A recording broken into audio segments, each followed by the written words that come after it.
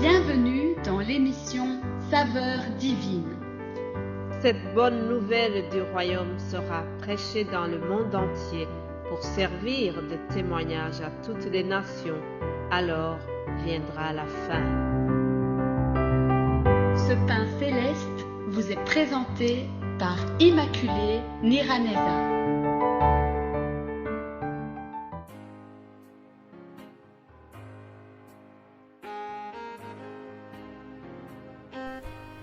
Bienvenue très chers amis à l'écoute de l'émission Saveurs divines. Que la paix de Dieu soit avec vous. Je bénis le Seigneur ce matin parce qu'il me donne encore le souffle de vie pour venir vous partager la parole de Dieu. Alors j'espère que vous allez bien là où vous vous trouvez. En tout cas, ma prière de tous les jours, c'est que vous soyez en bonne santé spirituelle et physique. Alors, continuons notre thème de la semaine. Nous sommes en train de parler sur l'amour de Dieu, comment cet amour a été manifesté au travers des actes concrets. Bien-aimés de Dieu, avant même d'entrer dans le texte du jour, je voudrais vous rappeler que vraiment Dieu nous exhorte à avoir un amour sincère, un amour sans hypocrisie. Si quelqu'un te dit chaque fois qu'il t'aime et qu'il ne montre pas cet amour au travers des actes concrets et que derrière toi cette personne parle du mal, alors ça sera vraiment de l'hypocrisie. Personne ne voudrait avoir une amitié pareille. Alors Dieu vraiment nous demande d'avoir un amour sincère. Ayons le mal en horreur, nous devons nous attacher fortement au bien. Voilà ce qui caractérise vraiment les gens qui sont animés par l'amour de Dieu. Nous rendons à personne le mal, mais nous devons chercher ce qui est bien devant tout le monde. S'il est possible pour nous, vivons aussi en paix avec tout le monde. Voilà, chers amis, comment nous devons nous comporter. Nous devons vraiment témoigner l'amour de Christ autour de nous, au travers notre manière de vivre chaque jour. Alors, hier, je vous ai parlé de comment Zachée a reçu l'amour de Dieu. Jésus-Christ est allé manger chez lui. Zachée avait souhaité simplement de jeter un coup d'œil sur Jésus et le Seigneur lui a offert plus qu'un regard. Jésus-Christ lui a offert un moment de qualité. Alléluia. Il a passé un moment de qualité dans cette famille. Voilà, chers amis, un amour qui s'est vraiment manifesté au travers un acte concret. La visite familiale qui a beaucoup changé, qui a transformé Zachée.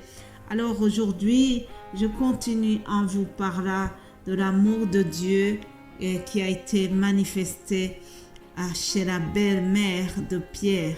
Je vous invite à prendre vos Bibles si c'est possible.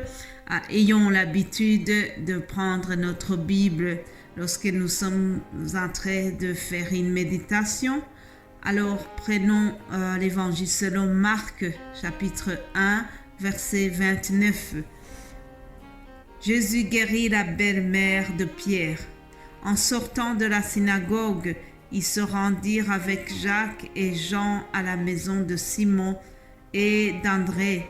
La belle-mère de Simon était couchée ayant la fièvre, et aussitôt on parla d'elle à Jésus. S'étant approché, il la fit lever en lui prenant la main et à l'instant, la fièvre la quitta. Alléluia. Retiens cela. Il la fit lever et à l'instant, la fièvre la quitta. Puis elle les servit. Le titre aujourd'hui est Sauvé pour servir. Alléluia. Sauvé pour servir. À ce récit de la guérison de la belle-mère de Pierre, Nous la trouvons également dans Luc 4 au verset 38. Il est écrit: en sortant de la synagogue, il se rendit à la maison de Simon. La belle-mère de Simon avait une violente fièvre et elles le prièrent en sa faveur. S'étant penché sur elle, il menaça la fièvre et la fièvre la quitta. À l'instant, elle se leva et les servit. Alléluia. Sauvé pour servir, c'est le titre d'aujourd'hui, chers amis. Chers amis, Jésus-Christ a témoigné l'amour de Dieu au travers les guérisons des malades qu'il a opérés. On nous apprend que on lui a mené les malades et les démoniaques, et toute la ville, souvent dans la ville de Galilée, toute la ville était vraiment derrière lui. Il y avait chaque fois des foules derrière lui. Beaucoup de gens avaient des diverses maladies et il chassait aussi les démons. Alors Jésus-Christ, ce qu'on voit, c'est que tous les gens qu'on lui a amenés, il les guérissait tous. Dans le livre du prophète Ésaïe 53, on nous dit que Jésus-Christ a porté nos souffrances. Oui, chers amis, par amour de Dieu, Jésus-Christ a porté nos douleurs. Il s'est chargé de toutes nos douleurs. Et on nous dit que le châtiment qui nous était destiné est tombé sur lui. Et c'est par ses meurtrissures que nous sommes guéris. Ça, c'est le prophète Ésaïe qui le dit. Et tout cela, c'est par amour que Jésus-Christ a fait cela. Une fois qu'il se trouvait dans une synagogue à Nazareth, Jésus-Christ lui-même a une fois témoigné de ça. Il a dit: l'Esprit du Seigneur est sur moi parce qu'il m'a oint pour annoncer une bonne nouvelle aux pauvres. Il m'a envoyé pour guérir ceux qui ont le cœur brisé, pour proclamer aux captifs la délivrance et aux aveugles le recouvrement de la vue, pour renvoyer libres les opprimés, pour publier une année de grâce du Seigneur. Ça, c'est vraiment des paroles qui nous témoignent la mission de Jésus-Christ dans le monde. Et cette mission avait un but principal, c'est de démontrer l'amour du Père Céleste, mettre l'amour du Père Céleste en action. Alléluia.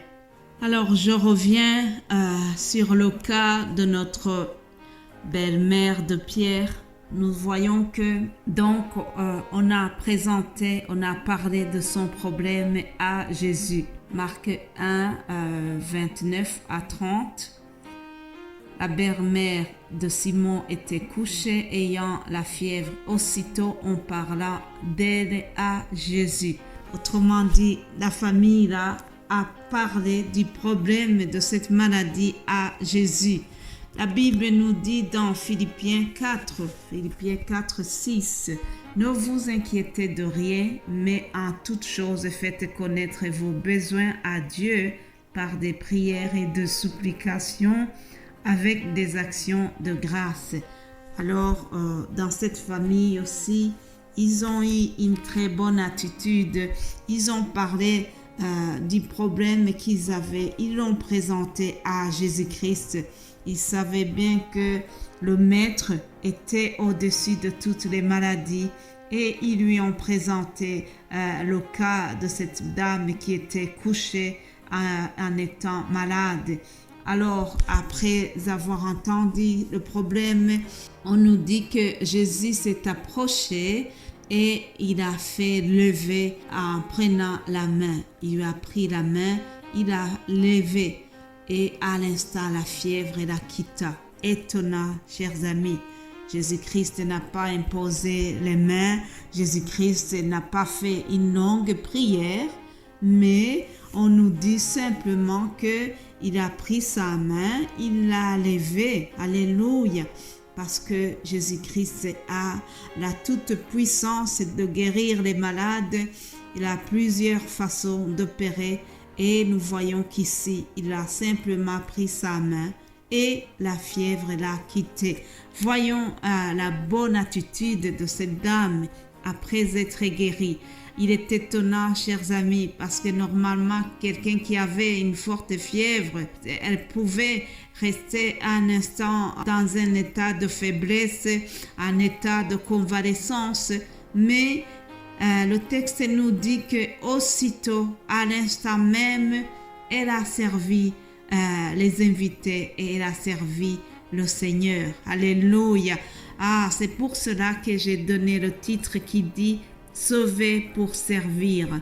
Si Dieu t'a sauvé, si Dieu t'a guéri d'une telle maladie, si t'a fait une grâce quelconque, toi, tu dois aussi faire quelque chose. On est sauvé pour servir. On a reçu des différents dons et ces dons-là, nous devons les mettre au service du Maître. Nous devons servir le Seigneur avec les dons qu'il nous a donnés.